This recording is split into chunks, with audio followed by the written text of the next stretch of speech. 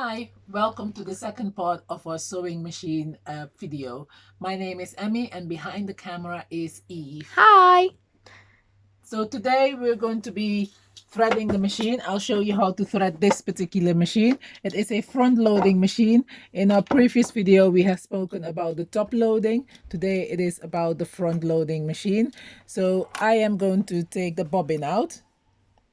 How did you just take the bobbin out then? So the bobbin was in here, in the bobbin holder. Pull it out. As you can see, this one already has got thread on it. What I need is a empty bobbin. That's one's got something in it. Any more empty bobbins? Oh, here's. Yes, empty bobbin on top of the machine. I've already put it there. So the bobbin here, empty bobbin, goes on the bobbin winder here, and my spool is on the spool holder. I'm going to take my thread. I'm going to hook it around the first guider, and then you'll find a little hook here, or it's a screwdriver, but Screw. it's a screw, sorry, which is for the bobbin. And then winding the bobbin by hand a couple of times.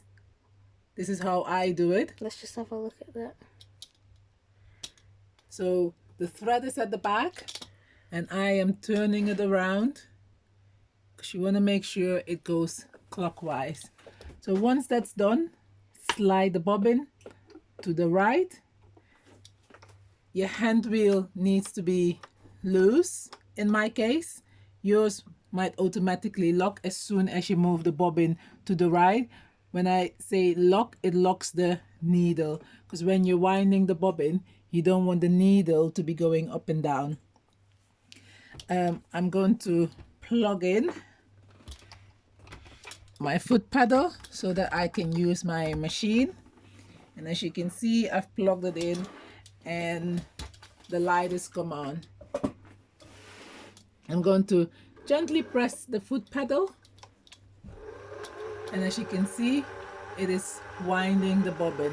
It's going up and down. As you can see, the thread is going up and then down, and you want it to move equally up and down. So And what's happening with the hand wheel? The hand wheel is turning, or it's supposed to be, as long as your needle isn't going up and down. I'm not gonna fill it, but you go ahead and fill your bobbin. So once you've finished winding the bobbin, slide the bobbin to the left, lift it up, use your scissors to just cut anywhere, cut, and I'm gonna put the bobbin on the side. So what I need to do next is thread the machine. So spool again on the spool holder, thread on the guider, and then there is another guider here at the back. Going to follow the way it's supposed to go, down, up, and then as you can see, the guider here is down. I need it up, so I'm going to bring it up at the highest position. Move your thread back and then come out on the other side by just pulling forward, down. It's a little hook here and another hook near the needle. Come a little bit closer here so that I can see the hook near the needle. So I'm going to move it out again here, and as you can see here, this little hook, move back, slide forward there, and it sits in. And then I'm going to thread the needle. It's very small, so if you've got a needle threader, you can use your needle threader. It is needle at the highest position for your needle threader.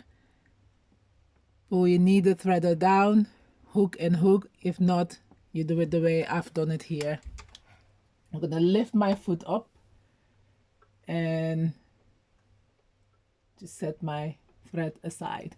So it's spool on the spool holder, through the guiders, down here, past the dial for the tension, down, up, slide back, pull forward, down, first hook, second hook, through the eye of the needle. Okay, so what have you got next? So next is winding the bobbin. This is the bobbin holder. The thread is gonna go in, so you hold the bobbin holder like this towards you. Your thread needs to be on this side of the bobbin, so as you can see the opposite side of the top loading. So push it in. So for a top loading it would be a P, and then for front loading it would be a Q. Yeah, basically the Q for a top loading. And then there's a slit here near the bobbin holder. And then, Do that again. so a slit here, Mm-hmm. slide, move it, and it goes in there. Mm-hmm. Pull your thread a little bit so you have at least 10 centimeters thread hanging out. Take the little lever here, the bobbin holder. Hold it like that at an angle. Don't hold it straight or forward, otherwise it's going to fall out. Your bobbin is going to fall out. So hold it at an angle and then put it in. You see this here goes in. Just going to move the machine a little bit back so that you can see that that sticky out bit here slots right in there. Can you see that? Right in there. So once you've done that, You can start to sew. not yet, Not yet. I'm Actually. gonna I have to realised pull the that. thread from the bobbin up. So I'm holding this thread, but not too tight, just a little bit sort of a curve in it. And I'm gonna put my hand on the hand wheel and I'm gonna turn the hand wheel towards me. And I'm gonna go full circle once, and then, oh, not gone. So start again, full circle once, and then second time, but not quite full circle. I'd say 3 1/4. Stop, and you'll see that the bobbin thread is around here after I've turned it 1 3/4 towards me. I will then bring my hand forward, pull the thread, and just pull up, and it comes out in a loop from the bobbin thread. So that's a bit similar to the other machine. Yeah, very similar to the other machine. 1 1/2 circle, 1 3/4 circle towards you, both up, and then move them to the back. I'm going to close the lid here. And just take a look at the machine for a second, where all the thread has gone. So the thread has gone from the back here, down here, here, thread the guider down, hook through the eye of the needle, bobbin in the bobbin holder, and as you can see, the machine is now ready for sewing. So close the front. I always put my extension table on. I've got my thread ready. Fabric. Sorry, my fabric ready. And your machine is And my machine is threaded, sorry. Good thing I've got Eve here. So I'm gonna put my fabric underneath the foot. Set my foot down with the lever behind. Gently set it down. The lever. Put the lever back up for a second. Can you see Up. that little metal lever there? Yeah. And then gently down. I'm gonna use my hand wheel. Make sure it's nice and tight so I can sew. Turn the hand wheel towards me. That is 1 full circle. And then second full circle, and I've made a stitch by hand. And the reason I do that is sometimes whenever you press the foot pedal, the force that you're putting on the foot pedal just pulls the thread out of the needle. So if you do it by hand first, then it won't happen. So now we're ready to sew. I'm gonna press my foot pedal, do my back stitch, going back, and sew. As you can see, it is on straight stitch, 2.5 length, Back stitch. and back stitch for practicing your back stitch on how to use it. And then back stitch. Then you come in near the end now, so get ready to do another back stitch. And come off your fabric, stop. As you can see, I stopped, but my needle is down. I'm going to lift my foot up. I'm gonna put my hand on the hand wheel, and I'm gonna lift the needle up. Always bring it towards you, the hand wheel towards you, and don't pull straight away, because as you can see, it's stuck. So what I'm going to do is with the hand wheel, I'm going to go up and down without actually piercing the needle through. So the needle is just moving up and down, and now I can pull and stop. I can use the cutter at the back of the foot thing here. I don't know what the name is. Let's see what And as you can see, I've done a straight stitch. My stitch is balanced out. Not having a problem with my stitches. So I'm going to do another stitch, but this time we're going to be doing corners. So again, 10 centimeter thread, move it back. I'm going to start again. Fabric underneath the foot. Don't want to start straight right on the edge, because if you start too close to the edge, the machine is going to try and feed the fabric through. So I'm going to set the foot down gently. Start off again with 1, 2. So back stitch, almost coming off, and then sew. Okay, stop. I've stopped. The needle is down. I'm going to lift the foot up, turn my fabric, set my foot down, Go. and sew. And stop again.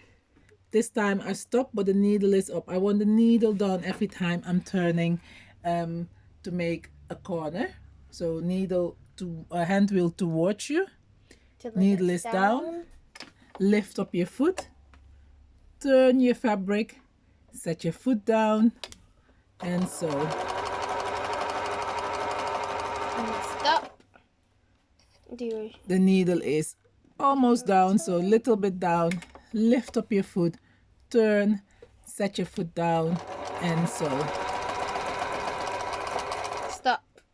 This time the needle is up, needle down, lift your foot up, turn, set your foot down, and sew. And as you can see, I have got very neat corners, whereas if I stop and just don't put my needle down and turn my fabric, what I will get is a corner that isn't as neat. It's more curved, isn't it? Yeah, there's a sticky out bit there, which is not a nice corner. And here I've got a corner. And the other thing you can do whenever you're sewing, you're in control. So you can move your fabric whichever way you want it to. So you don't have to go fast, you don't have to go slow. If you're trying to do something like that, I suggest moving, putting your foot down on the foot pedal less hard, so that it goes a bit slower. Not too much pressure is what you're saying. If you or someone who is driving, you'll understand this, that if you press your gas pedal very hard, it will be going a lot faster. So if you put less pressure on the foot pedal, it won't be going as fast. So as you can see, I'm pretty much in control of what my foot pedal is doing. So very fast and then just gentle. And as you can see, I've done a few different stitches. We're gonna have a quick practice with the other stitches. So how about we try a zigzag stitch? Going to stop, lift it up, and wiggle, wiggle, up and down, and and cut. And here you can see the stitches that I've done. Just a few simple straight stitches. I've done curvy bits, I've done corners, and you can have a practice with it. I'm going to set the foot down, put my fabric again underneath, set the foot down, and this time I'm going to select zigzag. I'm just going to start with the smallest zigzag here, just a normal stitch, 2.5, and then you're going to notice how it works with the width. And with this one here, you don't do a back stitch, because if you do a back stitch, it messes up your stitch. So there, I've done a zigzag stitch. Stop, my needle is up. Always have your needle up whenever you're changing anything here. So I'm going to move a bit further towards a longer, wider stitch, but I'm also going to make my stitch length smaller. So as you can see, it's doing a wider stitch, but a narrower zigzag, because my stitch length is smaller. So therefore it does a smaller stitch line, but it's the zigzag is wider. Go back. I'm gonna lift up my needle, change it to midway, and for instance, go to a 4. And you can see what it's doing. You can see the different stitches there, what you've gone from. So starting from here, the first one, to that one, go around. And this is something you have to practice. I can't tell you how to do it. You just have to make sure you just practice. The next stitch we're going to do is the SS stretch stitch, and you have to practice with that. So I am gonna leave, and let's try D. Let's see what D does. Set it on D, my stitch, my thread long enough at the back, my fabric underneath. I'm just gonna randomly start somewhere on the fabric, select SS, and as you can see, I haven't touched the tension. I'm just playing with those two. So one green here, and play. And my machine doesn't really like that, so what I'm going to do is, the thread has snapped, so I'm quickly gonna rethread the machine. And it's actually good that this is happening, so that you can see that things can go wrong whenever you're sewing. So don't panic if this happens. Rather than trying to find out why it's happened, just rethread your machine. It's the quickest way to solve the problems. And if it keeps happening, what you then need to do is have a look and try and find out why it's happening. It could be that your thread has come out somewhere, that it's not the right thread you're using. Something has gone wrong. So we're going to start again. Set your foot down and sew.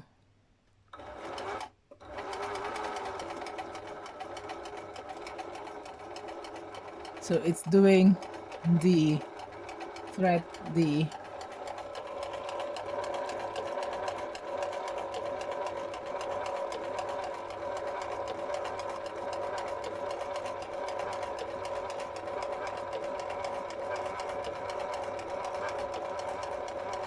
And I'm going to stop just randomly again in the middle of the fabric. Stop my needle up. Move my needle up and down, stop, and cut. And as you can see, these are the stitches that the machine has done. And it's just have a go, play with your machine, see what it can do. It's just the basics of what your machine can do. Don't worry about anything else. Don't worry about the different feet. Just have a go, play around with your with the fabric. And in the next video, we are actually going to work on a project. So thank you for watching and see you next time. Bye. Thank you. Bye.